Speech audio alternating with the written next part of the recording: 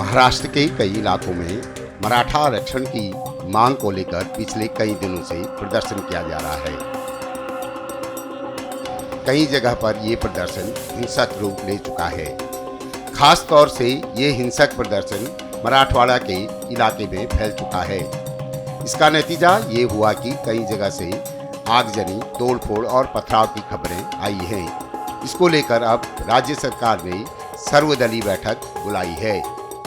जिन्होंने मराठा समाज का आरक्षण गंवाया है, सुप्रीम कोर्ट में जब कौन मुख्यमंत्री थे, कौन उपसमिति में थे, ये सब सकल मराठा समाज जानता है। अभी हमारी सरकार ये राज्य में कानून व्यवस्था बनाए रखने की पूरी कोशिश कर रही है और मनोज जरंगे पाटिल इन्होंने भी आह्वान लोगों को किया है कि मराठा समाज ये बहुत ही शांति प्रिय और शिस्त प्रिय तरीके से आंदोलन उनके होते हैं। इस आंदोलन में कौन भड़काने का काम करता है, कौन ये आगजनी कर रहा है, कौन कानून व्यवस्था यहाँ पर बिगाड़ने की कोशिश कर रहा है, इसके ऊपर पूरी तरह सरकार का ध्यान है और निश्चित रूप से मराठा समाज को पूरी तरह फुल प्रूफ जो टिकाऊ होगा कानून के दायरे में जो बिठाने के बाद ये मराठा आरक्षण देने का सरकार की जिम्मेदारी है।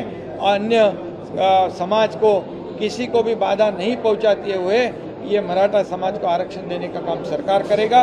उसके ऊपर काम शुरू है। जस्टिस शिंदे के माध्यम से वो भी काम कर रहे हैं और क्यूरेटिव पिटीशन के माध्यम से दिल्ली सुप्रीम कोर्ट में भी हमारा काम शुरू है। इसलिए जस्टिस भोसले, जस्टिस गायकवाड़ और जस्टिस शिंदे इनकी एक कमेटी गठित की गई है और जो बैकवर्ड कमीशन है उसको भी ये डेटा कलेक्ट करने के आदेश दिए हुए ये वार फुटिंग पे हम लोग काम कर रहे हैं और मराठा समाज को आरक्षण देने की जिम्मेदारी हमारी है। सरकार सकारात्मक है। थोड़ा सा समय सब्र की आवश्यकता है और इसलिए मराठा समाज को भी मेरी विनती है, आह्वान है कि कानून व्यवस्था बनाए रखने के लिए आपका भी सहयोग आवश्यक है। इसमें जो कानून व्यवस्था बिगाड़ने के लिए जो कुछ लोग आ रहे उनके ऊपर भी ध्यान रखने का काम ये सकल मराठा समाज के कार्यकर्ताओं ने करना चाहिए। इतने ये मेरी सबसे विनती है। मराठा आरक्षण को लेकर जहां सबसे ज्यादा हिंसा दिखाई दी, उसमें महाराष्ट्र के बीड़ और उस्मानाबाद जिले शामिल हैं।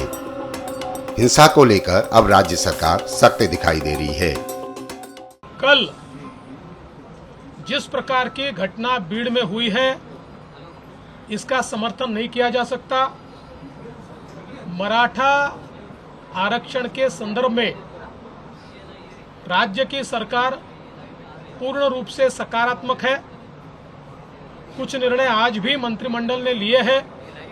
लॉन्ग टर्म में इस प्रश्न को छुड़ाने के लिए सुप्रीम कोर्ट की क्यूरेटिव पिटीशन भी अभी मेंशन की गई है और सुप्रीम कोर्ट उसको सुनने वाला है। ऐसे समय कुछ लोग जानबूझकर हिंसा फैलाने का जो प्रयास कर रहे हैं, ऐसी हिंसा को बर्दाश्त नहीं किया जाएगा। उनके ऊपर कार्रवाई होगी। कई लोगों को आइडेंटिफाई किया गया है। सारे सीसीटीवी फुटेजेस हमको मिले हैं। इनमें जो लोग दिखाई पड़ रहे हैं उन्होंने सीधे सीधे लोगों को जिंदा जलाने का प्रयास किया है। ऐसे समय उनके ऊपर 307 की धारा के तहत व्यक्तियों को जान से मारने की कोशिश करना, इस प्रकार की कार्रवाई की जाएगी। जो शांति के साथ आंदोलन कर रहे हैं उनको आंदोलन करने दिया जाएगा।